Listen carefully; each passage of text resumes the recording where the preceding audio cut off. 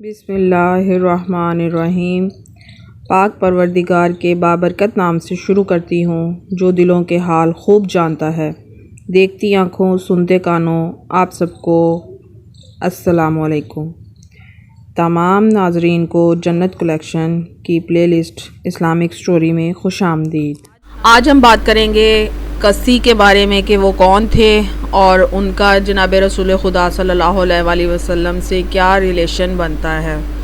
5ویں صدی عیسوی میں ایک بزرگ فہر کی نسل سے گزرے ہیں جن کا نام کسی تھا۔ شبلی نعمانی کا کہنا ہے کہ انہیں کسی کو قریش کہتے ہیں، لیکن میرے نزدیک یہ غلط ہے۔ کسی کا اصل نام زید اور کنیت ابو المغیرہ تھی۔ ان کے باپ کا نام کلاب اور ماں کا نام فاطمہ بنت سعد اور بیوی کا نام عاتکہ بنت خالق بن لیک تھا۔ یہ نہایت ہی نامور، بلند حوصلہ جوان مرد، عظیم الشان بزرگ تھے۔ انہوں نے زبردست عزت و اقتدار حاصل کیا تھا۔ یہ نیک چلن با مروت، سخی اور دلیر تھے۔ ان کے خیالات پاک اور بے لوث تھے۔ ان کے اخلاق بلند، شائستہ اور مہذب تھے۔ ان کی ایک بیوی جس حبی بنت خلیل خزاعی تھی۔ یہ خلیل بنو خزاعہ کا سردار تھا۔ اس نے وفات کے وقت خانہ کعبہ کی تولیت حبی کو سپرد کر دینا چاہی۔ اس نے اپنی کمزوری کے حوالے سے انکار کر دیا۔ پھر اس نے اپنے ایک رشتہ دار ابو غبسان خزاعی کے سپرد کی۔ اس نے اس اہم خدمت کو کسی کے ہاتھوں فروخت کر دیا۔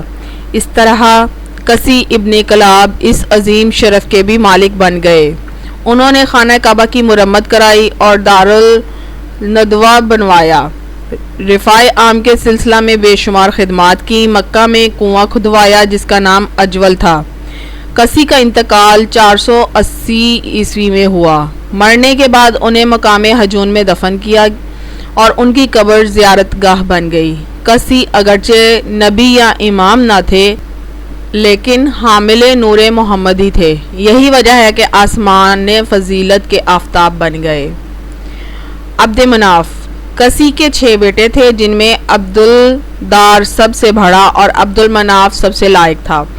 انہوں نے مرتے وقت بڑے بیٹے کو تمام مناصب سپرد کیے، لیکن عبد مناف نے اپنی لیاقت کی وجہ سے سب میں شرکت حاصل کی۔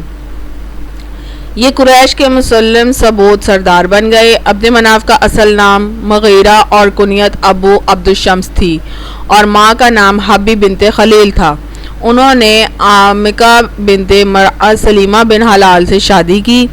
انہیں حسن و جمال کی وجہ سے قمر ماہتاب کہا جاتا تھا۔ دیار بکری کا کہنا ہے کہ عبد مناف کو مغیرہ کہتے تھے۔ وہ تقویٰ و صلہ رحم کی تلقین کیا کرتے تھے۔ باپ اور بیٹے دونوں ایک ہی عقیدہ پر تھے اور انہوں نے کبھی بت پرستی نہیں کی۔ یہ بھی اپنے باپ کسی کی طرح مناقب بے حد اور فضائل بے شمار کے مالک اور نور محمدی کے حامل تھے۔ انہوں نے ملک شام کے مقام غزوہ میں انتقال کیا۔ عبد مناف کے جیتے جی تو کوئی جھگڑا اٹھا نہیں۔ ان کے بعد ان کی اولاد جن میں ہاشم مطلب عبد الشمس اور نوفل نمایاں حیثیت رکھتے تھے۔ عبدالدار کی اولاد سے وہ مناصب لے لینے چاہیے جن کے وہ اہل نہیں۔ چنانچہ ان لوگوں نے بنی عبدالدار سے مناصب کی واپسی یا تقسیم کا سوال کیا۔ انہوں نے انکار کر دیا۔ اس کے بعد جنگ کا میدان ہموار ہو گیا۔ بالآخر اس بات پر صلح ہو گئی کہ رفادہ سقائیہ کی قیادت بنی عبد مناف کے قبضے میں ہے اور حجابت اور لوا برداری کا منصب بنی عبدالدار کے پاس رہے اور دارالندوہ کی صدارت مشترکہ ہو۔ اب بڑھتے ہیں ہاشم خاندان کی طرف۔ آپ کا نام عمر و کنیت ابو نفلہ تھی۔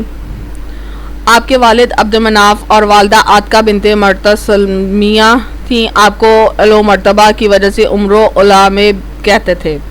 آپ اور عبد الشمس وہ دونوں اس طرح جڑواں پیدا ہوئے تھے کہ ان کے پاؤں کا پنجہ عبد الشمس کی پیشانی سے چپکا ہوا تھا جسے تلوار کے ذریعے سے علیحدہ کیا گیا، اور بے انتہا خون بہا جس کی تعبیر نجومیوں نے باہمی خون ریز جنگ سے کی جو بالکل صحیح اتری، اور دونوں خاندانوں کے درمیان ہمیشہ جنگ متوارد رہی جس کا اختتام 133 ہجری میں ہوا۔ بنی عباس ہاشمی اور بنی امیہ شمسی میں ایسی خونریز جنگ ہوئی جس نے بنی امیہ کی قوت و طاقت اور بلندی اقبال کا چراغ ہمیشہ کے لیے گل کر دیا۔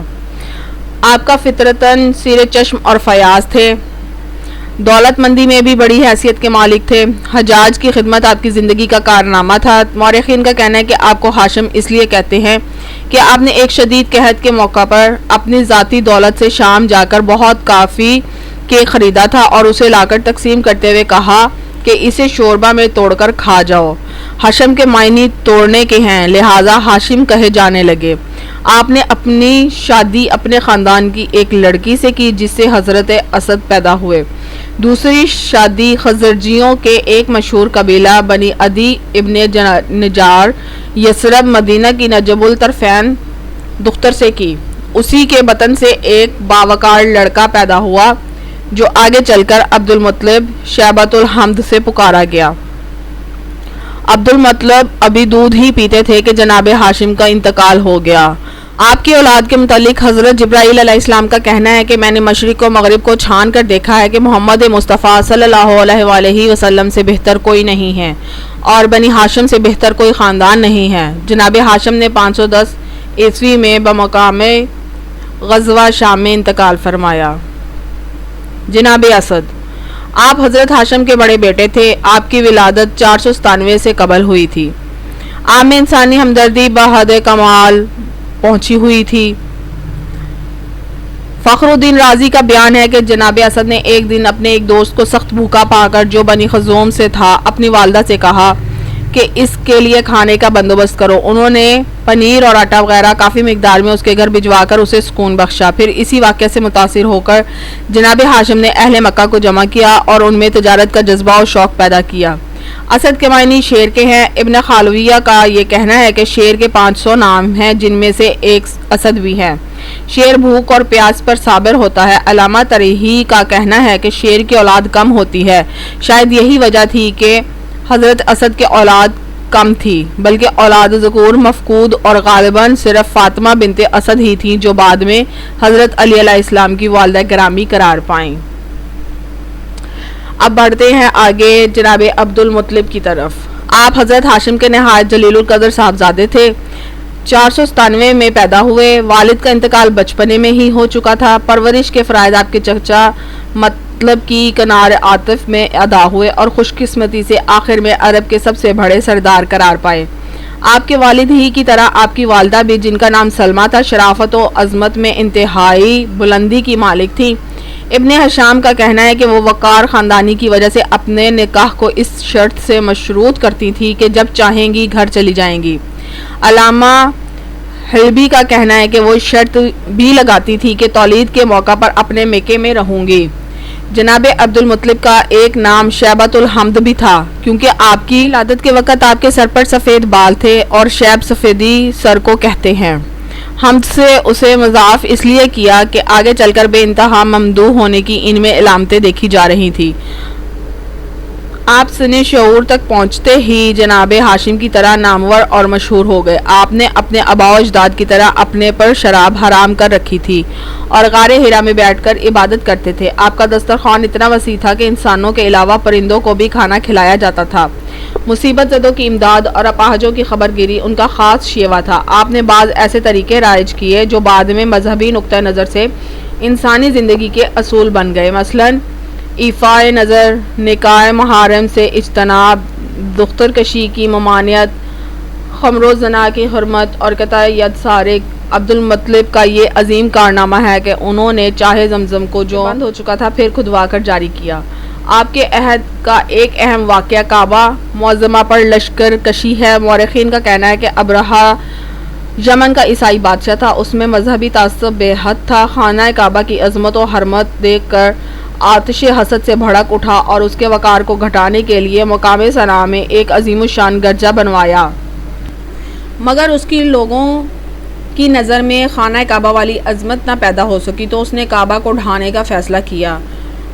مقصود حبشی کی زیر سرکردگی ایک عظیم الشان لشکر مکہ کی طرف روانہ کر دیا۔ قریش، کنانہ، خزاعہ اور حزیل پہلے تو لڑنے کے لیے تیار ہوئے، لیکن لشکر کی کثرت دیکھ کر ہمت ہار بیٹھے اور مکہ کی پہاڑیوں میں اہل و عیال سمیت جا چھپے۔ البتہ عبد المطلب اپنے چند ساتھیوں سمیت خانہ کعبہ کے دروازے میں جا کھڑے ہوئے اور کہا، مالک تیرا گھر ہے اور صرف تو ہی بچانے والا ہے۔ اسی دوران میں لشکر کے سردار نے مکہ والوں کے کھیت سے مویشی پکڑے، جن میں عبد المطلب کے 200 اونٹ بھی تھے۔ الغرض ابرہہ نے حنات حمیری کو مکہ والوں کے پاس بھیجا اور کہا کہ ہم تم سے لڑنے نہیں آئے، ہمارا ارادہ صرف کعبہ ڈھانے کا ہے۔ عبد المطلب نے پیغام کا یہ جواب دیا کہ ہمیں بھی لڑنے سے کوئی غرض نہیں، اور اس کے بعد عبد المطلب نے ابرہہ سے ملنے کی درخواست کی۔ اس نے اجازت دی، یہ داخل دربار ہوئے۔ ابرہہ نے پرتپاک خیر مقدم کیا اور ان کے ہمراہ تخت سے اتر کر فرش پر بیٹھا۔ عبد المطلب نے دوران گفتگو میں اپنے اونٹوں کی رہائی اور واپسی کا سوال کیا۔ اس نے کہا، تم نے اپنے آبائی مکان کعبہ کے لیے کچھ نہیں کہا۔ انہوں نے جواب دیا، میں اونٹوں کا مالک ہوں، اپنے اونٹ مانگتا ہوں، جو کعبہ کا مالک ہے اپنے گھر کو خود بچائے گا۔ عبد المطلب کے اونٹ ان کو مل گئے اور وہ واپس آ گئے اور قریش کو پہاڑیوں پر بھیج کر خود وہیں ٹھہر گئے۔ غرض کہ ابرہہ عظیم الشان لشکر لے کر خانہ کعبہ کی طرف بڑھا اور جب اس کی دیواریں نظر آنے لگی تو دھاوا بول دینے کا حکم دے دیا۔ خدا کا کرنا دیکھیے کہ جیسے ہی گستاخ و بے باک لشکر نے قدم بڑھایا، مکہ کے غربی سمت سے خداوند عالم کا ہوائی لشکر ابابیل کی صورت میں نمودار ہوا۔ ان پرندوں کی چونچ اور پنجوں میں ایک ایک کنکری تھی۔ انہوں نے یہ کنکریاں ابرہہ کے لشکر پر برسانا شروع کی۔ چھوٹی چھوٹی کنکریوں نے بڑی بڑی گولیوں کا کام کر کے سارے لشکر کا کام تمام کر دیا۔ ابرہہ جو محمود نامی سرخ ہاتھی پر سوار تھا، زخمی ہو کر یمن کی طرف بھاگا، لیکن راستے ہی میں واصل جہنم ہو گیا۔ یہ واقعہ 570 کا ہے۔ چونکہ ابرہہ ہاتھی پر سوار تھا اور عرب نے اس سے قبل ہاتھی نہ دیکھا تھا، نیز اس لیے کہ بڑے بڑے ہاتھیوں کو چھوٹے چھوٹے پرندوں کی ننھی ننھی کنکریوں سے بحکم خدا تباہ کر کے خدا کے گھر کو بچا لیا، اس لیے اس واقعہ کو ہاتھی کی طرف منسوب کیا گیا اور اسی سے سن عام الفیل کہا گیا۔ مہدی کا خضاب عبد المطلب نے ایجاد کیا ہے۔ ابن ندیم کا کہنا ہے کہ آپ کے ہاتھ کا لکھا ہوا ایک خط مامون رشید کے کتب خانہ میں موجود تھا۔ علامہ مجلسی اور مولوی شبلی کا کہنا ہے کہ ہم نے 82 سال کی عمر میں وفات پائی اور مقام ہجون میں دفن ہوئے۔ میرے نزدیک آپ کا سن وفات 578 عیسوی ہے۔ آج کے لیے بس اتنا ہی۔ نیکسٹ ہم پڑھیں گے اگلی ویڈیو میں جناب عبداللہ حضرت ابو طالب اور جناب عباس جناب حمزہ حضرت ابو طالب کے بیٹے۔ یہ ہم کل کی ویڈیو میں آپ کے ساتھ شیئر کریں گے۔ اگر آپ نے پچھلی ویڈیو نہیں دیکھی تو میں آپ کو اس کا لنک ڈسکرپشن میں دے دوں گی، تو وہ بھی آپ جا کے سنیے گا۔ اس سے آپ کے علم میں بھی اضافہ ہوگا، بچوں کے علم میں بھی اضافہ ہوگا۔ صدقہ جاریہ سمجھ کر اس کو شیئر کر دیجئے گا، لائک اور سبسکرائب کر دیجئے گا۔ تب تک کے لیے اللہ حافظ۔